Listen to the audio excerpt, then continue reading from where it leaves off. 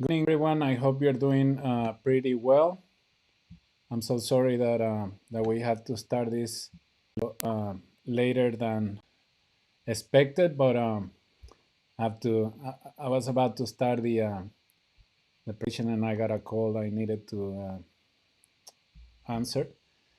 So today, the United States, Mexico, and Canada trade agreement went into effect.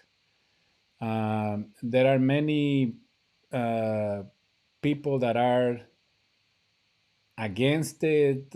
Some don't like what the three countries signed, but I want to focus on the part that I think it's important for our members and for those folks that are interested in cross-border e-commerce and cross-border services.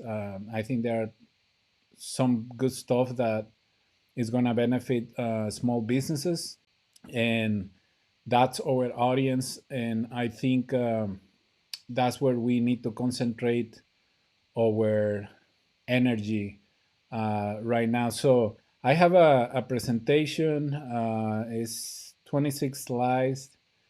I'm not going to be reading all the content that is provided on this presentation. I'll be sharing it on the blog of the US Business Association of E-commerce in case anyone wants to have a copy of it.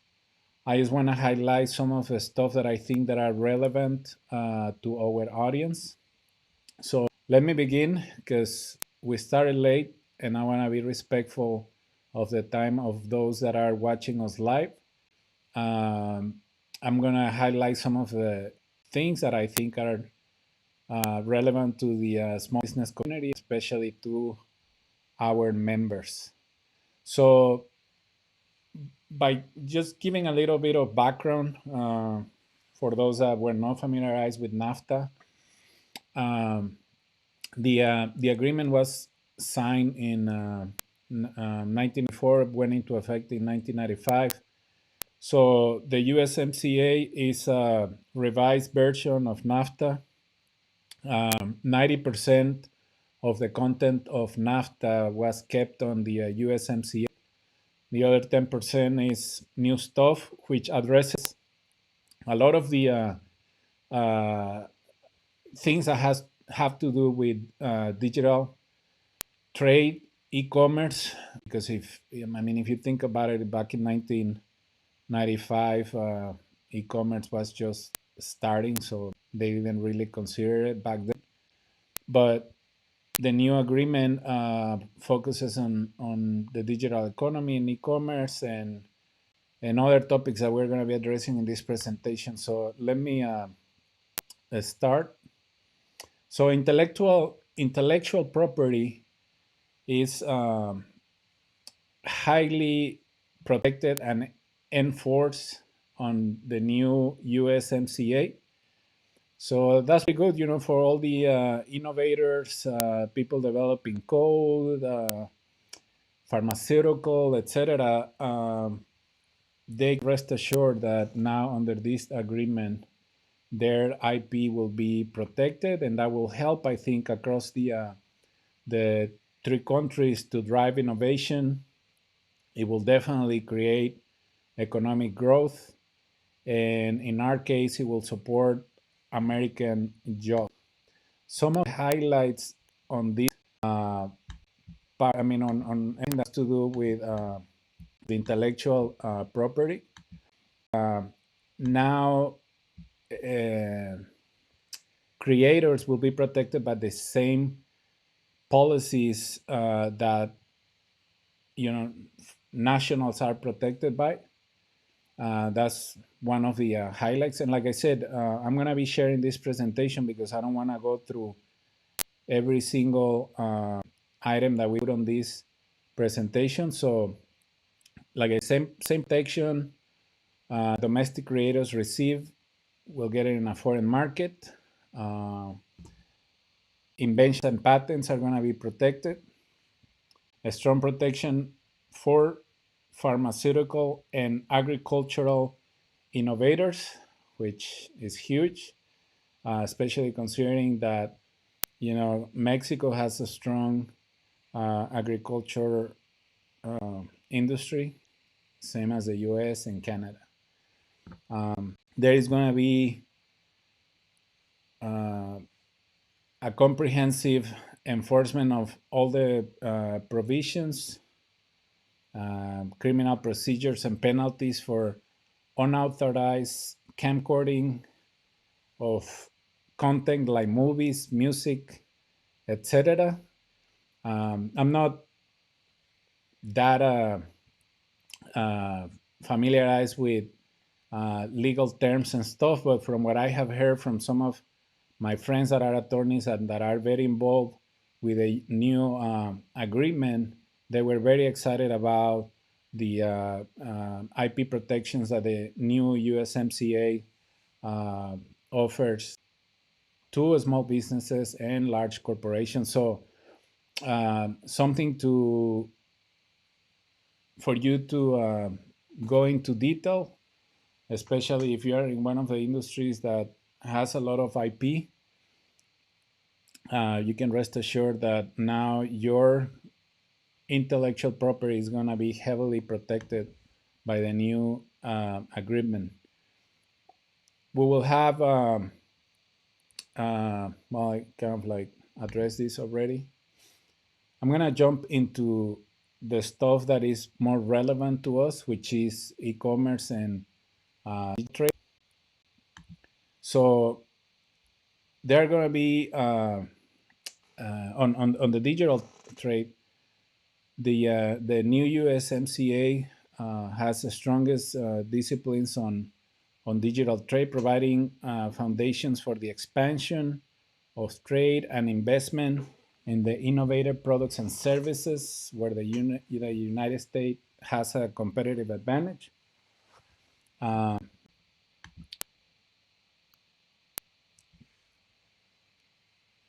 As I mentioned earlier, ebooks, videos, music, software, games, they are going to be protected from the IP standpoint by the new USMCA. Data can be transferred cross-border. Suppliers are not restricted in their use of electronic authentication or electronic signatures for contracts and stuff. And forcible consumer protections. So as a consumer, you feel, I mean, you're going to be protected across the three countries. Disclosure of, well, limit government's ability to require disclosure of proprietary computer source code and algorithms. This is pretty good for anyone that is developing software, offering software as a service, etc. Um, there is going to be the governments are committed to promoting open access to government generated public data to enhance innovative use in commercial applications and services. So again, that's a a value added.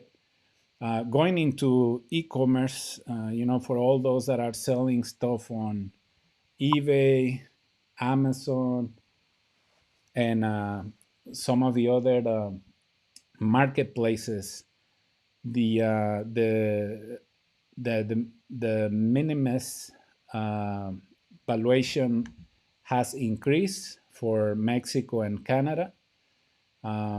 Canada right now is 40 Canadian dollars, duty free 150.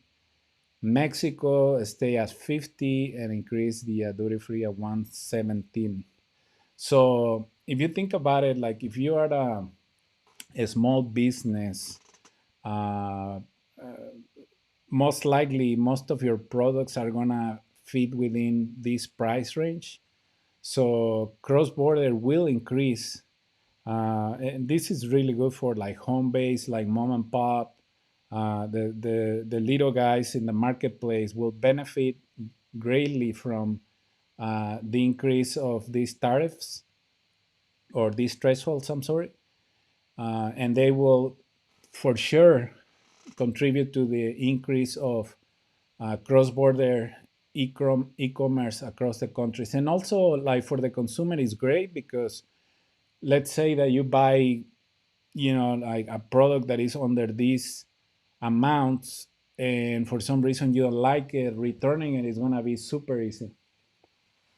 So you won't have to go through all the uh, paperwork and all that stuff. So this is something that I'm very excited about it because on in our end, a lot of the businesses that we deal with will benefit from this, and we're gonna be providing information through our website uh, around these topics because one of the priorities for the U.S. Business Association of E-commerce is to increase e-commerce with our members and with anyone that we can influence or motivate to do so.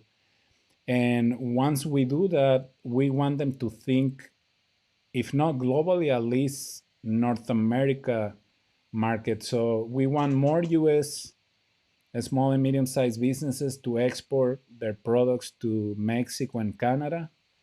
And we want more uh, businesses in Mexico to export their products to the US, import exports, either way. So excited about this.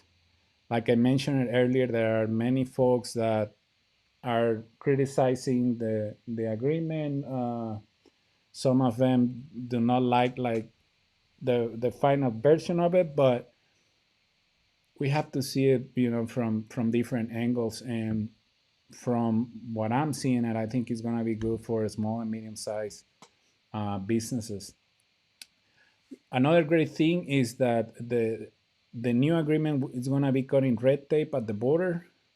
Um, we already said that the threshold of the mayonnaise, or however that is pronounced, has increased, and also the creation of a new informal shipment level of 2,500.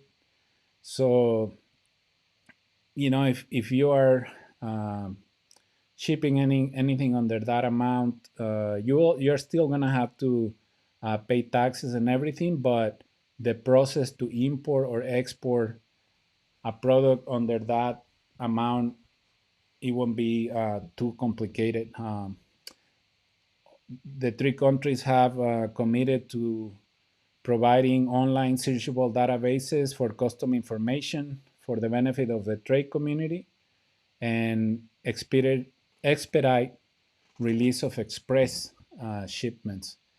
So again, this is good. I think at the lower level, mom and pop companies with under 10 employees, they're greatly gonna benefit from the new agreement. Cross-border trade in services for small businesses will increase for sure. I'm planning to invite an expert on these topics, on anything that has to do with the services chapter that is part of the USMCA. I wanna bring someone that can talk about the cross-border services, the telecommunication services, the financial services, um, because that's a chapter with a lot of uh, like policies, regulations, etc., that need to be explained, and then it will take more than half an hour to go over all of them. So we will bring an expert for each one of the or for the services chapter that can help us understand in detail what are the benefits for businesses in that specific area. But um, financial services, accountants, there are many professional services providers that are going to benefit from the new MCA trade agreement. So supporting small businesses through good regulatory practices, the USMCA includes For the first time in a U.S. trade agreement, a chapter on good regulatory practices, which refers to good governance procedures that governments apply to promote transparency and accountability when developing and implementing regulations. So, good stuff for the small business community. This is not just for the big corporations, you know, dealing with multi-million dollar contracts. I think that a lot of the provisions in this agreement are going to benefit small businesses, and I think that's good for the economies of the three countries. Another top or part of the agreement that I'm very excited about is government procurement. Small businesses now will have the opportunity to participate in government procurement. Uh, in the US, they will exclude a small business set aside, but they are opening up certain contracts to be fulfilled by uh, Mexican and Canadian companies, and vice versa. Now we're going to have US companies competing for government or public contracts in Mexico and Canada. So this is good. I think this is a good addition, or I don't know if it was before, but like the way it's laid out right now, I think it's good for small businesses. And again, I think that the new provisions are definitely going to help the small and medium sized business community. So the USMCA is going to facilitate the participation of US and Mexican SMEs in government procurement by providing notices of intended procurement in a single electronic portal and encouraging the conduct of procurement by electronic means, thus increasing transparency and efficiency for small and medium-sized businesses. We mentioned about the chapter, the services chapter, financial services. The U.S. exported about 115 billion in financial services in 2016, generating around 41 billion surplus in trade in financial services. So this gives you an idea of how important this is for anyone in the financial industry providing financial services. So I think this is good for our economy and for anyone in that industry. And like I said, I'm going to be inviting someone that can provide us detailed information about the changes and the opportunities for anyone providing financial services. This is another slide that talks about the core obligations to prevent discrimination against U.S. financial services suppliers. The chapter includes core obligations such as national treatment to ensure that U.S. financial service suppliers receive the same treatment as local suppliers. So there is not going to be like, oh, you're a U.S. based company, so you are ruled by this set of regulations. No, it's everything. I mean, U.S. financial service suppliers would be treated as local suppliers. U.S. financial service suppliers will receive, like I said, the same treatment as those from other countries, and market access opportunities, which prohibits imposition of certain quantitative and numerical restrictions that will limit the business of U.S. financial services suppliers. First, provision against local data storage requirements. For the first time in any U.S. trade agreement, this deal includes a provision on local data storage requirements in circumstances where a financial regulator has the access to data that it needs to fulfill its regulatory and supervisory mandate. Again, this is a very, I mean, I was looking at the services chapters, and there are hundreds of pages. So we'll be inviting someone that can address all these issues in detail.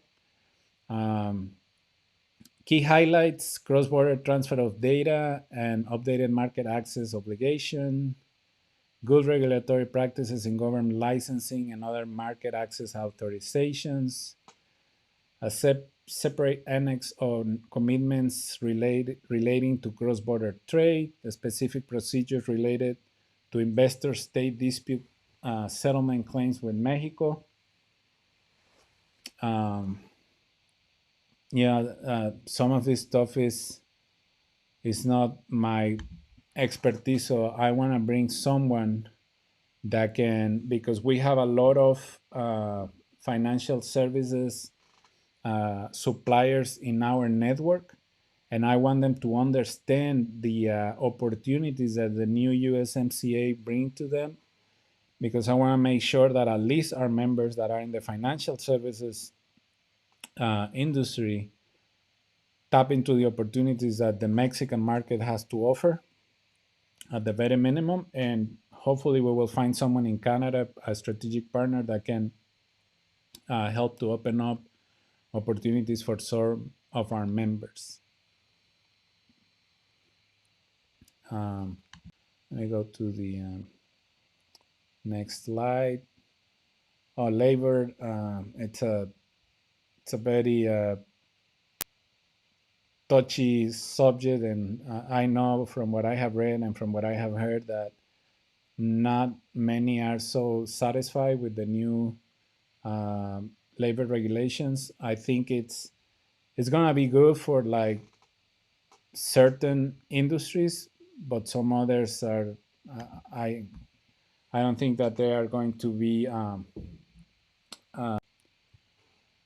so happy about the new regulation. I mean, the auto industry, I think it remains almost the same, but because of the new regulations, the cost of putting together a vehicle is going to increase.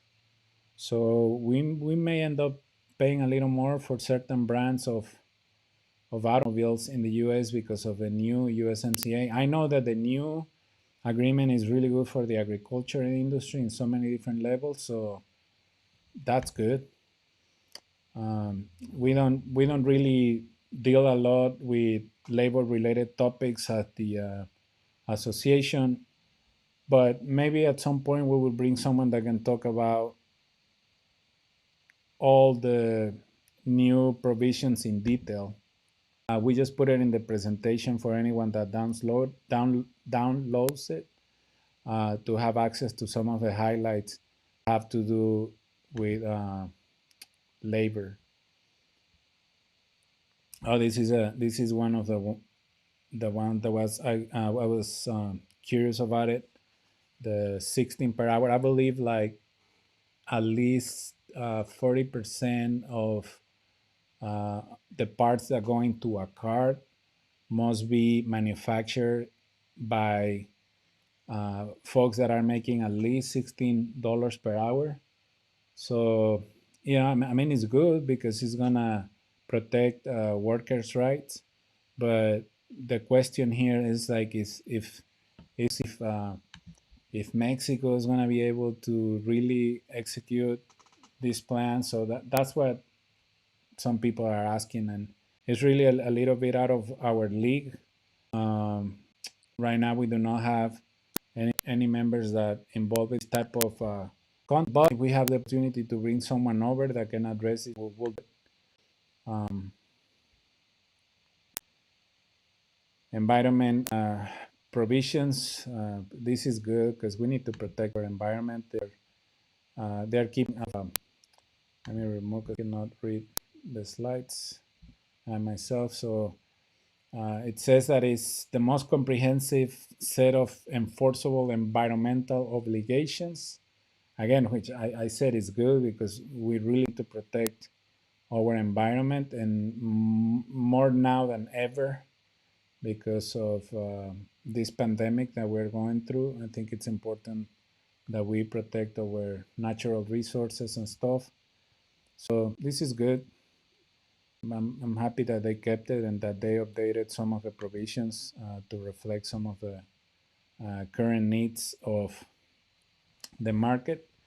So that's, I mean, those are some of the highlights of the trade agreement. Uh, like I said, I made this presentation available for anyone who wants to download it. Um, Give me 1 second. Let me open.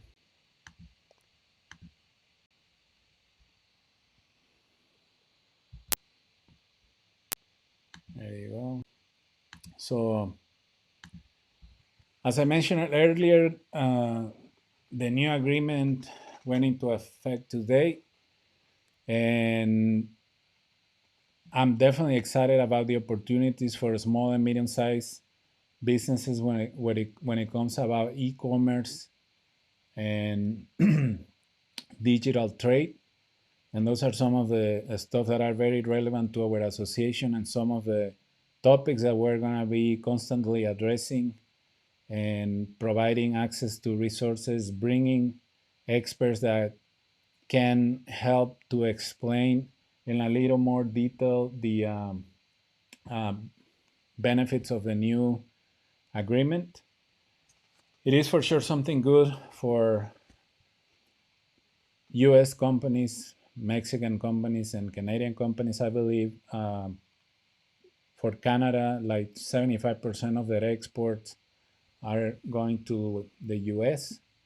So it was important for them to participate in the new USMCA, and same for Mexico. So in our situation, like I said, we're gonna stay focused on anything that is relevant to e-commerce transactions. As I mentioned earlier, I strongly believe that cross-border e-commerce is going to increase and at the level that is relevant for local communities, for the local economy. I can definitely see a lot of businesses with less than 10 employees, even like mom and pop businesses, starting to export more products to Canada and Mexico because of the new agreement and the provisions that facilitate those type of transactions. And for the consumer, it's going to be good because it's going to be kind of like when you purchase something here in the US, if you don't like it, you can easily return it. And those type of guarantees just help e-commerce to keep increasing. And with this pandemic, we have seen it that e-commerce, it has saved a lot of business from going out of business. It's no longer an option, and it is a necessity. And one of the priorities for the US Business Association of E-commerce is to get as many small businesses as we can online. We want to make sure that they have a strong online presence, that they somehow, some way are conducting e-commerce because it's opening up opportunities for them beyond their local area. And if for some reason your local economy is very stagnant, at least you can try to sell your product somewhere else. If it's not in the US, somewhere else in North America, Mexico, Canada, Latin America, or even like in Europe, Asia. You never know. I mean, that's one of the beauties of e-commerce, is that as long as you have a high quality product and people is searching for it, you'll be found online. And if you have the right process to take that order, you can be selling and shipping your products to many different places around the world. So stay tuned for any other content that we share about the USMCA. Like I said, I want to bring experts that can teach us or tell us a little bit more about the opportunities for small businesses, how they can go about it. We're going to be connecting with our sources to make sure that we post relevant content in regards to cross-border e-commerce and anything that has to do with selling your products and services in Canada and Mexico. So we will posting that information as it becomes available or as we start receiving it from our strategic partners. Um, we want to make sure that we help as many businesses as we can to sell their products and services online, and we'll be adding more resources to our business portal to facilitate those type of transactions. So thank you very much for watching this presentation. Like I said, I'm gonna uh, provide a copy of the 26 slides that we have that highlight some of the new provisions in the USMCA in our website in case any one of you wants to read it and study some of the provisions in detail. Thank you very much for watching. Public service announcement. We have a webinar next week where we're going to be talking about influencers marketing for e-commerce businesses, either products and services. So it's going to be very relevant content for many of you. So I encourage you to watch that webinar on Thursday next week at 11 a.m. You can check the invitation in our site, or you can see the post in our social media profiles. Um, we're about to announce the first event of the Legacy series that is going to happen on July 30. And we're starting an 8-week training program in Spanish for any business interested in selling their products and services online. We're going to be announcing that. So July is going to be a busy month, and we're releasing the new e-commerce application also this month, because that's one of the things that many folks that have reached out to us have been asking for. So we will release the e-commerce app before the end of the month, and that will allow our members or anyone using our site to sell their products and services online as part of your membership. You don't have to pay commissions, you don't have to pay extra fees for anything. You just pay your membership and you'll be able to use that app, sell your products and services.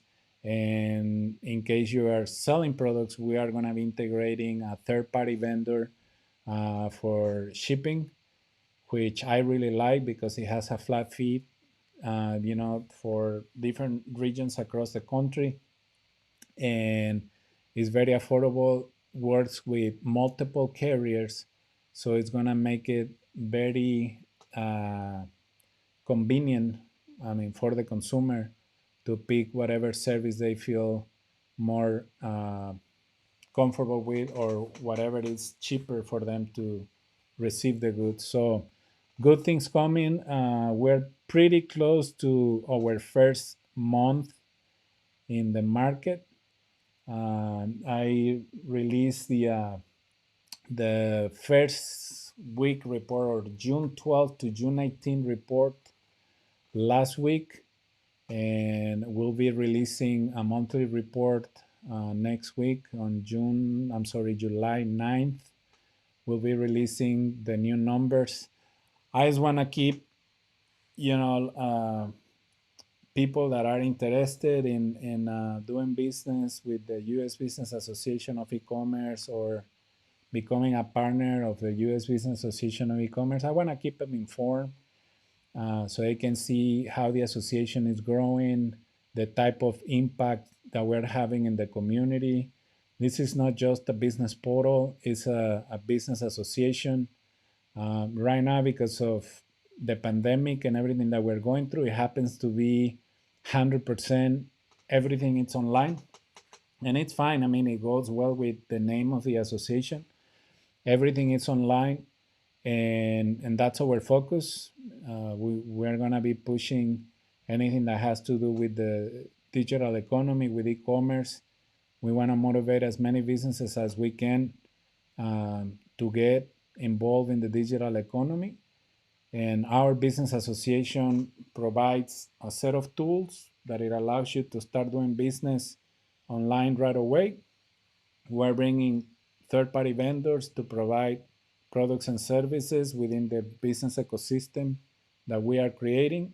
We're going to be advocating for small businesses in issues that have to do with the digital economy, with e commerce, with international trade, anything that affects our membership. We be advocating uh, for anything that supports the growth and development of our members. So we'll be very active in that regard. And also, we will keep building our network of contacts and strategic partners to keep adding more value to our business association. As I mentioned last week in the first webinar, this is not something new for us. I've been involved in the chambers of commerce world for the last 12 years. I have learned a lot of uh, stuff in those years, and I have built a very robust network of contacts that right now they are helping to growth and position the U.S. Business Association of e-commerce. I'm not gonna say that it's easy to uh, position a new association at the national level, but we have a very strong uh, platform.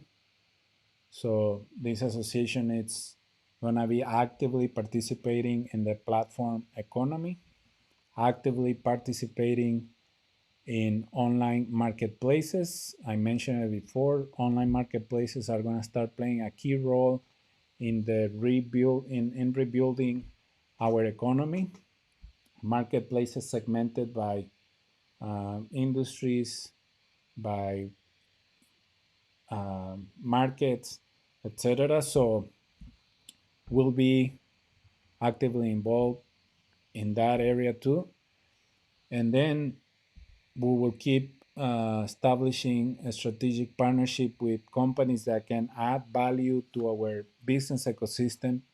And those are companies in many different industries. I mean, we want to integrate different services, like I said, that add value to our membership.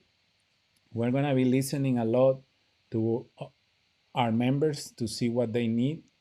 So, for to give you an example, right now there was a high demand for integrating Google My Business in our platform. So we're already working on that. So once you become a member of the US Business Association of E-commerce, you'll be able to manage your Google My Business listing from our platform. We're integrating the shipping companies in our e-commerce ecosystem. Maybe tomorrow someone asks for QuickBooks Online or something like that. So our platform, it allows us to integrate different APIs into the ecosystem. We're going to be listening to the needs of our members, and based on that, we're going to keep building up the platform that we're using as a foundation for the US Business Association of E-commerce. And along the way, throughout this process, with the bi-weekly reports, you will see where we are in terms of members, jobs created by our members, revenue, online visibility, um, and other metrics that we'll be sharing so you can see how we're growing or how we're going back and what we're doing to keep growing. So it's gonna be a really nice exercise. We're gonna keep it very open. There is not gonna be like, oh, we already have 300,000 members, and you'll be like, what? How? From where? I think that practice has to change. It's been used by a lot of business associations in the past. Oh, we represent X amount of businesses, but when they say we represent X amount of businesses, half of those businesses doesn't even know that that association exists. So we're going to be very straightforward and honest with our numbers.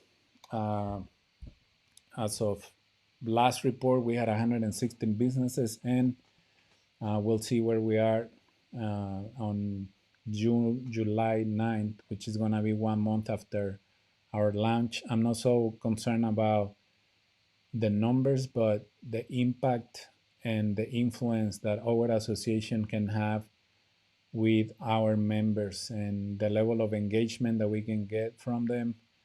And at the end of the day, for us, what it is the most important metric is that they are satisfied with our service, with our connections, and with our capability of helping them to solve some issues that they don't know how to deal with, or helping them to have access to new markets and increase sales and stuff.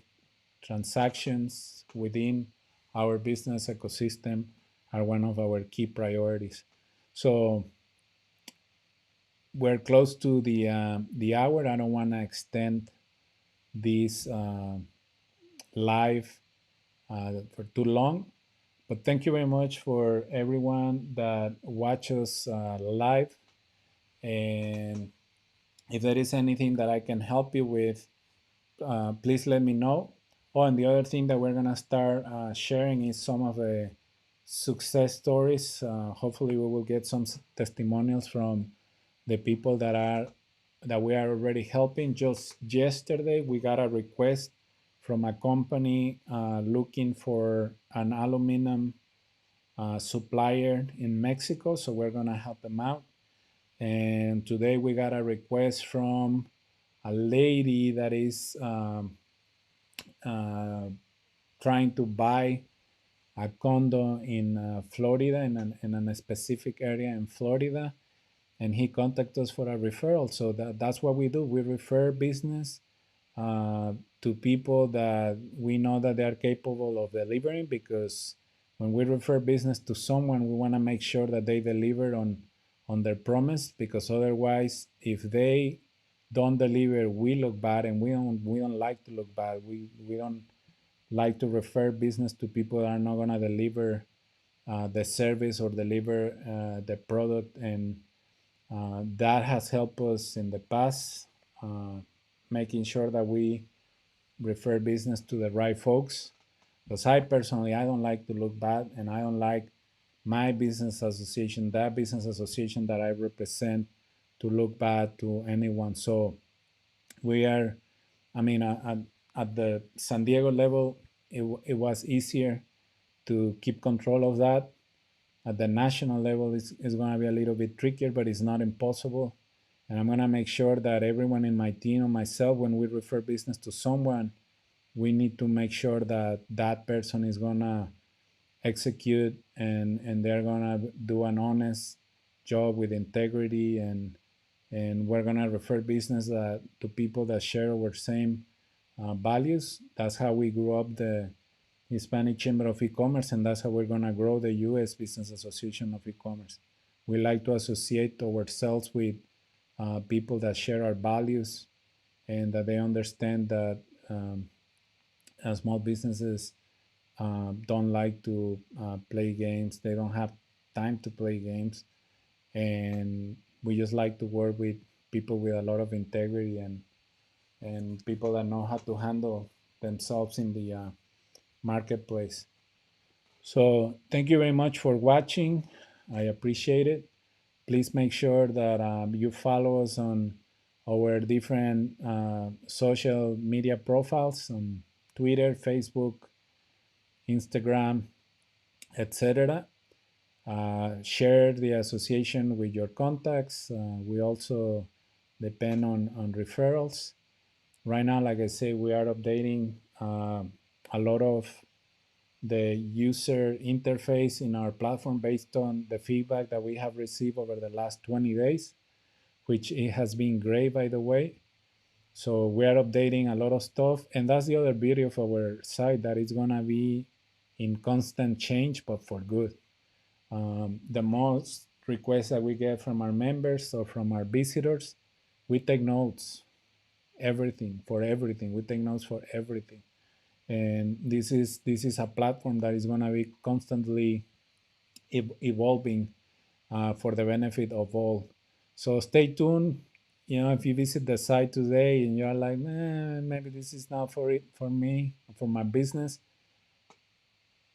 give us a visit in 30 days, 45 days, and you'll see. Our goal is to convince you that this online business association is a good asset for your business, and we look forward to working with you, hopefully, in the near term. So near future. Thank you very much for watching, and have a nice evening. And we will connect next week on uh, Thursday, or before that if something else happens. So thank you for watching. Have a nice evening, and happy 4th of July. If we don't connect, I may do a little live on Saturday or Sunday. But if not, happy 4th of July. Enjoy. Please wear a mask. Be safe. Stay protected, because we're still dealing with these COVID-19 things and 19, and we have to make sure that we all stay safe and protected, and do that for ourselves and for our community. So take care. Have a nice evening.